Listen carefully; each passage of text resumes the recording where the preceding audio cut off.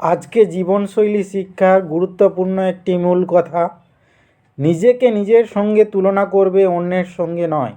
এটি নিয়ে আলোচনা করব। আলোচনার পূর্বে আমার বন্ধুদের সম্পর্কে একটি বার্তা।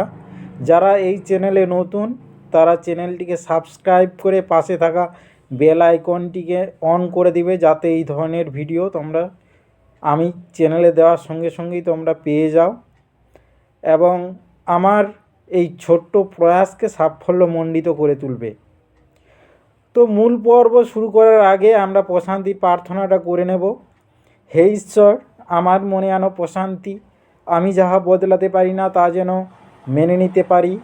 সাহস দাও, যাহা বদলাতে পারি তা যেন করিতে পারি, এবং সেই বোধ দাও যেন এই দুইয়ের তফাৎ বুঝিতে পারি। চলো এবার শুরু করা যাক। এই বাক্যটি জীবনশৈলী শিক্ষার একটি গুরুত্বপূর্ণ বার্তা দেয়। এর অর্থ ও ব্যবহারিক দিকগুলো আমি সংক্ষেপে তুলে ধরব। মানুষ ভিন্ন ভিন্ন ক্ষমতা, সুযোগ ও পরিস্থিতিতে জন্মায়।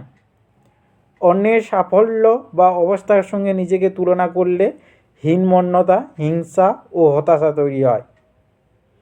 অপরদিকে নিজের গতকালের অবস্থার সঙ্গে আজকের অবস্থার তুলনা করলে আত্ম উন্নয়ন সম্ভব হয়। কেন নিজের সঙ্গে তুলনা করা জরুরি? আত্মবিশ্বাস বাড়ে, নিজের ছোট উন্নতিও মূল্য পায়,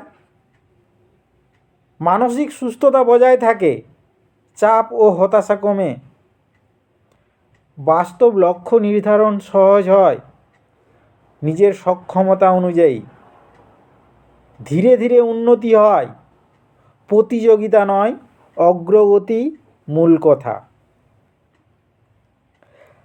আজ যদি তুমি গত সপ্তাহের চেয়ে ভালো পড়তে পারো, সেটাই সাফল্য।